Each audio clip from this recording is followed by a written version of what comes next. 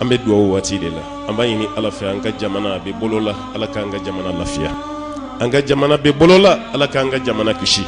jugu kelen do ka janfa min ta ka jamana ni sɛgɛrɛ Ala ka jamana bɔ a bɔda ɲuman fɛ Ala kana jamana ni to janfatiw bolo an b'a ɲini Ala fɛ Ala kana an ka jamana bi Ala kana kɛ jugu sago ye Ala kana kɛ jugu sago ye Ala kana an yɛrɛ fana kɛ jugu sago ye kan bɛ nin cɛ bɛ Ala ka don an ni ɲɔgɔn cɛ an ka denbaya Ala ka ta fanga d'an ma Ala ka denw kanda Ala ka denw bila sira ɲuman kan Ala k'an yɛrɛ nin denbaya kanbɛ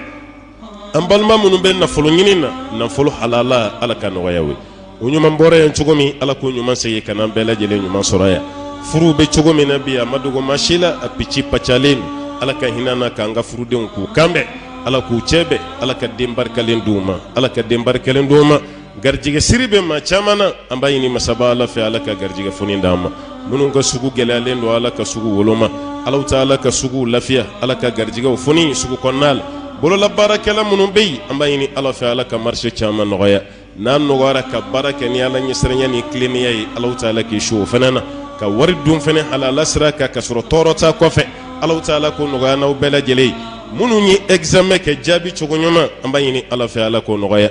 kalan ɲɛta Ala ta'ala k'a d'an bɛɛ ma Ala ka siniɲɛsigi ɲuman di an bɔcogo diɲɛ na Ala ta'ala k'a nɔgɔya an bɛ Ala kunbɛ don min a ka sɔrɔ ani masaba Ala ta'ala ka di a nisɔndiyalen don k'an kunbɛn an yɛrɛ fana nisɔndiyalen don mɛlɛkɛw bɛ bila maa minnu ɲɛ ka t'u ka arijinɛso yuru la Ala k'an sɔrɔ jamacɛ la minnu bɛna don firidawusu kɔnɔ Ala ka ne n'aw bɛɛ fara o jama kan minnu bɛna sigi Alakira kɛrɛfɛ sallallahu alaihi wasallam Ala k'an bɛɛ lajɛlen garijɛgɛ don o la an ka kuma laban an bɔ don diɲɛ na Ala ka hinɛ na o ka kɛ la ilaha illallah muhammadu rasulullah sallallahu alaihi wasallam وما ذلك على الله بعزيز وصلى اللهم وسلم وبارك على عبدك ونبيك محمد